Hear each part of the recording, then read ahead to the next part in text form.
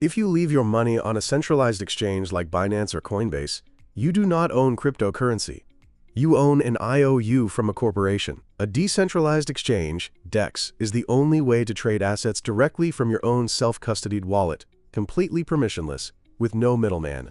But that absolute freedom comes with absolute liability. In 2026, the decentralized markets are hyper-efficient and completely unforgiving.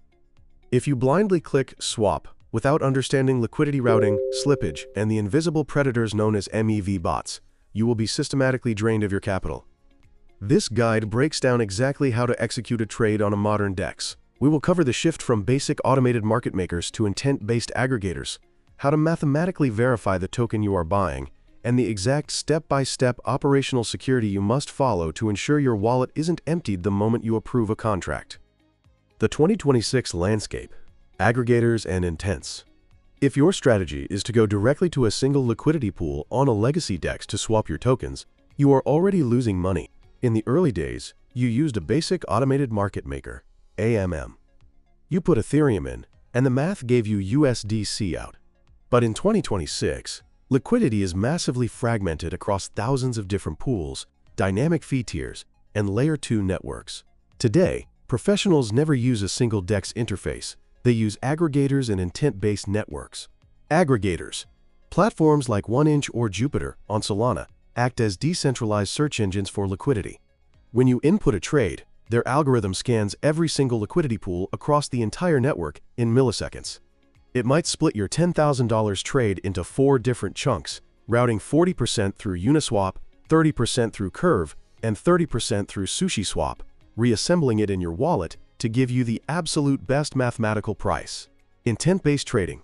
The newest evolution is platforms like CowSwap or Uniswap X. Instead of you paying gas to execute a complex smart contract, you simply sign an off-chain cryptographic signature declaring your intent. You say, "I have 1 ETH, and I want at least 3,000 USDC. A decentralized network of professional algorithms called solvers competes to fill your order. The winning solver pays the network gas fee and executes the trade for you. This completely eliminates the risk of failed transactions and protects you from network manipulation. Pre-trade security, the ticker trap. Before you even connect your wallet to an aggregator, you have to know exactly what you are buying. On a centralized exchange, if you type USDC, the exchange guarantees you are buying the real US dollar coin. On a DEX, anyone can create a token and name it USDC. They can use the exact same logo. If you search for a token using its name or ticker symbol on a decentralized exchange, you are playing Russian roulette with your portfolio. Scammers deploy thousands of fake tokens every day, waiting for retail users to search by name. You must only ever search using the token's smart contract address. This is a long hexadecimal string, e.g. hexadecimal A0B869. You find the authentic contract address by checking the project's official documentation or verified data aggregators like CoinGecko. You copy that specific string and paste it into the DEX search bar. If the address doesn't match perfectly, it is a counterfeit designed to steal your money. Step 1. Wallet connection and network verification. Let's walk through the actual execution. First, you navigate to the aggregator's official URL. Do not use Google search to find the DEX. Scammers buy ad placements that look identical to the real site, but harbor malicious wallet-draining code. Bookmark the official URL. Click Connect Wallet. Ensure you are using your designated hot wallet for DeFi operations, not your cold vault, as we covered in our security guide. Immediately verify the network. If you are trying to buy an Arbitrum native token, your MetaMask must be set to the Arbitrum Layer 2 network. If you are on Ethereum mainnet, the DEX will either throw an error or prompt you to switch networks. Step 2. Configuring slippage and MEV protection. You have inputted your authentic token address. You want to swap 1,000 USDC for a volatile altcoin. Before you click anything, you must configure your slippage tolerance. Slippage is the difference between the price you see on the screen and the price the smart contract actually executes at. Because it takes a few seconds for your transaction to be confirmed on the blockchain, the price of the asset might fluctuate. If you set your slippage to 1%, you are telling the smart contract, if the price moves against me by more than 1% before this transaction confirms, abort the trade. If you set your slippage too low, e.g. 0.1% on a highly volatile asset, Your transaction will constantly fail, and you will burn gas fees for nothing. If you set it too high, e.g., 10%, you are painting a target on your back for MEV bots. MEV, maximal extractable value bots, are automated algorithms that monitor the public waiting room of pending transactions, the mempool. If a bot sees your trade with a 10% slippage tolerance, it will instantly bribe the network validators to let it buy the token milliseconds before you do, pumping the price up by exactly 9.9%. You buy at the artificially inflated price, and the bot instantly sells the token back to you, pocketing the difference. This is called a sandwich attack. In 2026, to survive, you either use an intent-based DEX, which hides your trade from the public mempool until it is filled, or you configure your wallet to use a private RPC endpoint like MEV blocker. This encrypts your transaction so the predator bots cannot see it before it is finalized. Step 3. The danger zone, the approval transaction. Once your slippage is set, you will notice the button does not say swap. It says approve or permit.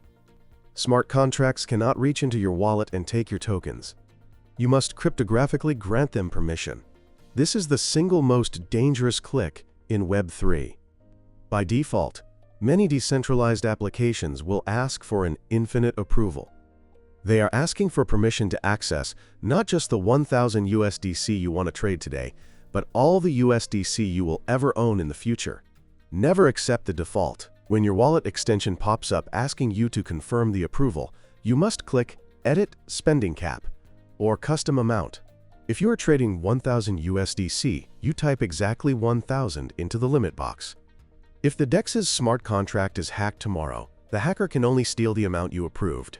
If you set it to exact numbers, your risk is mathematically capped at 0 after the trade. Step 4. The swap and post-trade hygiene. Once the exact approval is confirmed on the blockchain, the interface will update. The button will now say swap. Click it. Your wallet will prompt you one final time.